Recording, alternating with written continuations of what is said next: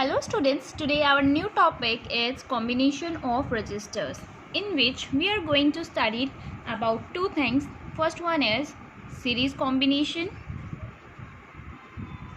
and second one is parallel combination.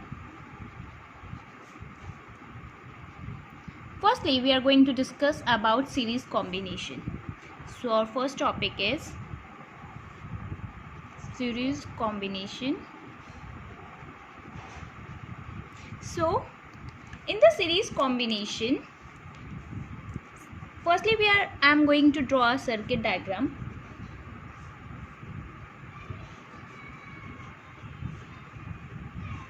Here it is R1, here it is R2, and the potential difference over here it is V, and the current is I. Okay, we know that जो current है हमारी resistance R1 के अंदर और R2 के अंदर series combination में जो करंट होती है वो सेम रहती है थ्रू आउट द सर्किट. इसका मतलब R1 के अंदर भी I1 करंट फ्लो करेगी, R2 के अंदर भी I1 करंट फ्लो करेगी. ओके, और जब निकलेगी that is also I1. So it shows that current is same in all resistors. अगर यहाँ पे 2 रजिस्टर के अलावा 3 रजिस्टर भी होता तभी भी आपका करंट सेम रहता. सेकेंड थिंग, जो आपका वोल्टेज ड्रॉप है, वोल्टेज है यहाँ पे, वो लेकिन अलग अलग होगा. जैसे कि यहाँ पर R1 के लिए आपका वोल्टेज अलग होगा, it may be V1. R2 के लिए आपका वोल्टेज अलग होगा, इट मे बी और V2. ठीक है, आपका थ्रू आउट सेम नहीं रहेगा. अगर यहाँ टोटल V है तो यहाँ पर चेंज होगा, कुछ भी होगा, but it will not V. It means that कि जो आपका वोल्टेज होता है, पोटेंशियल डिफरेंस जो होता है, पोटेंशियल डिफरेंस आपका सेम नहीं रहता. It's not same. जो आपका पोटेंशियल होगा, ये जो V होगा, वो इन दोनों के समीशन के इक्वल होगा. So we can say that V is equals to V1 plus V2. Okay, अब हम इस सर्किट का इक्विवेलेंट सर्किट ड्रॉ कर रहे हैं. इसका इक्विवेलेंट सर्किट कैसे बनेगा, आपको पता है R1 और R2 दोनों सीरीज कॉम्बिनेशन के अंदर है. तो हम इसको कैसे लिख सकते हैं, हम यहाँ पे इसकी हेल्प से क्या लिखेंगे, we know that V is equals to I R equivalent. Okay, V is equals to current I1 R equivalent. V1 क्या होगा, आपको पता है V1 I1 R1, V1 is equals to I1 R1, V2 is equals to I1 R2, I1 R2. So हम यहाँ से क्या लिख सकते हैं, I1 को कॉमन ले रहे हैं हम यहाँ से, तो हमारे पास बचेगा that is R1 plus R2. हम यहाँ से I1 को कैंसिल कर रहे हैं. सो हमारे पास जो रिमेनिंग बचेगा that is R is equals to R1 R2. R stands for R equivalent. Okay, so जब हम इसका सर्किट डायग्राम बनाएंगे तो हमारा वो सर्किट डायग्राम कैसे बनेगा, अब हम R1 और R2 की जगह पे हम क्या लिख सकते हैं, RE लिख सकते हैं.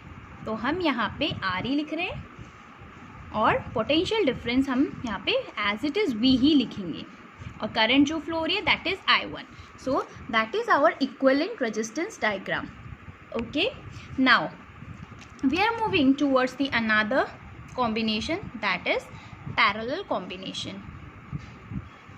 Parallel combination. In the parallel combination हमारा जो डायग्राम बनेगा, सर्किट डायग्राम, वो कुछ ऐसा होगा. Here it is R1, here it is R2. इनके बीच में जो पोटेंशियल डिफरेंस है that is V only. Current जो जा रही है that is I. Okay, now यहाँ पर जो करंट I जा रही है वो यहाँ पर I ही जाएगी. उसके बाद उसके पास 2 पाथ है, उसके पास 2 पाथ है. इसका मतलब है कि करंट आपके यहाँ फर्दर डिवाइड होगी. सो आपकी करंट यहाँ जाएगी I1, दूसरी जगह पे जाएगी I2. इसका मतलब R1 में जो करंट फ्लो होगी दैट इज़ I1, R2 में जो करंट फ्लो होगी that is I2. Okay, now अब अब हमारे पास यहाँ पे हमने देखा कि हमारी जो करंट है वो throughout the circuit same नहीं है, लेकिन सीरीज कॉम्बिनेशन के अंदर हमारी जो करंट थी वो सेम थी। पूरे रजिस्टर के पूरे सर्किट के अंदर हमारी करंट सेम थी, that is I1। But in parallel combination हमारी करंट डिवाइड हो रही है। So we can say that current is not same. वो throughout the circuit current same नहीं रहती, लेकिन जो हमारा V है that is the potential difference. जो हमारा पोटेंशियल डिफरेंस है वो हमारा सेम रहता है पूरे रजिस्टर के लिए। जितने भी यहाँ पे रजिस्टर होंगे उन सब के लिए आपका पोटेंशियल डिफरेंस सेम रहेगा। ओके, अब अगर हमें इसका इक्विवेलेंट डायग्राम बनाना है तो हम कैसे बनाएंगे? सबसे पहले हमें पता है कि जो चीज़ सेम नहीं रहती है हम उसी के हेल्प से लिखेंगे। So I is equals to, we know that I1 plus I2। हम लिख सकते हैं I is equals to I1 plus I2। Now I is equals to V is equals to होता है IR, okay, through the ohm's law. तो I की value क्या होगी? V upon R is equals to I, ठीक है।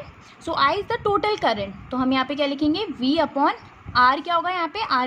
R equivalent हम लिखेंगे यहाँ पे। सिमिलरली I1 के लिए V अपॉन R1। V हमारा थ्रू आउट सेम रहेगा बिकॉज मैंने बोला था कि जो हमारा V है पोटेंशियल डिफरेंस है पैरेलल कॉम्बिनेशन में वो सेम रहता है। और यहाँ पे लिखेंगे V अपॉन R2। यहाँ से हम V कॉमन निकाल रहे हैं, सो हमारे पास बचेगा 1 अपॉन R इक्वलेंट। यहाँ हमारे पास बचेगा 1 upon R1 plus 1 upon R2, और हमने यहाँ से V को कॉमन निकाल दिया। V से V कैंसिल, हमारे पास बच रहा है that is 1 upon R equivalent is equals to 1 upon R1 plus 1 upon R2। So हमारे पास यहाँ पर हम इस चीज़ को लिख सकते हैं। तो इसका जब इक्विवेलेंट डायग्राम बनाएंगे हम कैसे बनाएंगे? इन दोनों की जगह पे हम R इक्विवेलेंट लिख सकते हैं। हम लिखेंगे यहाँ पे R इक्विवेलेंट, ये हो गया पोटेंशियल डिफरेंस और ये हो गया करंट फ्लो हो रहा है। Okay, this is the basic thing. Somewhere ये थोड़ा सा लेंदी प्रोसेस होता है और जब हम कैलकुलेशन करते हैं तो ये टिपिकल हो जाता है, ओके, क्योंकि ये फ्रैक्शंस में। सो whenever we have two registers, we can directly use the formula that is R equivalent is equals to R1 into R2 upon R1 plus R2। हम डायरेक्टली ये फॉर्मूला यूज़ कर सकते हैं फॉर 2 रजिस्टर्स। ओके, इसी से हमने यहाँ पे 2 रजिस्टर्स के लिए निकाला है। ओके, ऐसा नहीं है कि नया फॉर्मूला इसी के बाद का नेक्स्ट स्टेप है ये, तो आप डायरेक्टली इसको यूज़ कर सकते हो। फॉर एग्जाम्पल आप इसको कैसे यूज़ करोगे? अगर मेरे पास कोई रेजिस्टेंस है, यहाँ पर ये है मेरे पास 3 ओम, दैट इज़ 2 ओम। ओके, ये एक बैटरी से कनेक्टेड है, ये सेल से कनेक्टेड है जिसकी वोल्टेज है 3 वोल्ट और करंट फ्लो हो रहा है I। मुझे इस सर्किट का R इक्वलेंट फाइंड आउट करना है। तो it's simple, R1 into R2 that is 3 into 2 upon 3 plus 2, so 6 upon 5 ohm is our correct answer. सो इस फॉर्मूले से बहुत ईजी हो जाता है। नाउ हमें एक और बात ध्यान में रखनी है, अगर हमारे पास सारे रेजिस्टेंस सेम रहते हैं, what do you mean by this? इसका मतलब है कि जैसे हमारे पास बहुत सारे रेजिस्टेंस है और सब पैरेलल में कनेक्ट है। Okay, I am just taking 3 resistance और सबकी वैल्यू फॉर एग्जांपल सेम है, दैट इज़ 3 ओम है, इसकी वैल्यू भी 3 ओम है, इसकी वैल्यू भी 3 ओम है। एट दैट टाइम जो इसका R इक्विवेलेंट होगा उसमें हमें बिल्कुल भी नहीं सोचना, इसके अंदर सिंपल है कि 3 ओम एक रेजिस्टेंस की value, how many resistance are there? 1 2 3, so we have to divide it by 3 only, so R equivalent is equals to 1 ohm. So एक नया फॉर्मूला बनता है हमारे पास, if all resistor are equal, अगर सारे रजिस्टर आपके इक्वल होंगे तो R इक्वलेंट का जो फॉर्मूला होगा that is equals to R upon N। तो हमने यहाँ पे 2 फॉर्मूलेज के बारे में बात किया जिसको आप डायरेक्टली अप्लाई करके सॉल्व कर सकते हो। सो यहाँ से हम न्यूमेरिकल्स करना स्टार्ट कर रहे हैं। Our first numerical is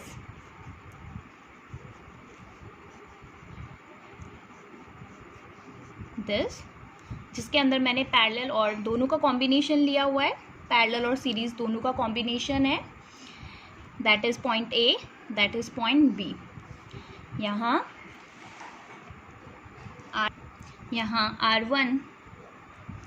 R1 की जो वैल्यू है दैट इज़ 5 ओम, R2 की वैल्यू हम यहाँ पे 2 ओम ले रहे हैं, R3 जिसकी वो वैल्यू हम 2 ओम ले रहे हैं, और यहाँ हम ले रहे हैं 5 ओम। अब हमें इसको सॉल्व करना है और हमें निकालना है R इक्विवेलेंट। ओके, हमें R इक्विवेलेंट फाइंड आउट करना है। Very simple. सबसे पहले हम इसको सिंप्लीफाई सर्किट में सॉल्व करेंगे। सिंप्लीफाई सर्किट कैसे करेंगे हम? इसका मतलब है ये दोनों पैरेलल कॉम्बिनेशन में दोनों 2 ओम है, तो हम इसको फर्दर कैसे सॉल्व करेंगे? हमें पता है whenever 2 resistance are in parallel और जिनकी वैल्यू सेम होती है उसको हम क्या लिख सकते हैं? R upon N।